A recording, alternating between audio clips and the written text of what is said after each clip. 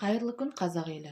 Мен Шарипова Дина Оралбаевна, Түркістан облысы Ордабасы ауданы Балтабай Нұрлыбеков атындағы жалпы орта мектебінің биология пәні мұғалімі. Бүгінгі таңда әлемге таралған індетке байланысты президентіміз төтенше жағдай жариялады. Сол себепті оқушыларымыз үлкен жауапкершілікпен үйде отырып қашықтықтан білім алуға көшті.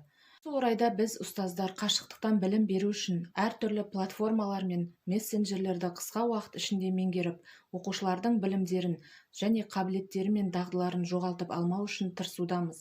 Және бұл біздің қолымыздан келеді деп нық сеніммен айта аламын. Балаларымыздың білім алуына қолдау көрсетіп отырған президентімізге, білім министрлігіне, мектеп басшыларына, мұғалімдерге және ата-аналарға алғыс білдіргім келеді. Қашықтықтан оқытуға дайындық кезеңдерінде біршама қиындықтар туындаған болатын.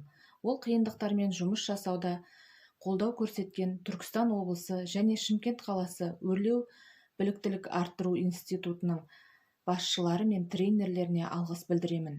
Атап айтқанда, биология пәні бойынша таныстырылым мен бейнесабақтар жасауда Гүлмира Жұмановна кеңес беріп, онлайн байқауға қатысуға ой салды. Денсаулық сақтау министрлігі төтенше жағдай режимі кезінде коронавирус инфекциясынан сақтану үшін әрбір адам қадағалауға тиіс 14 қағиданы ұсынған болатын.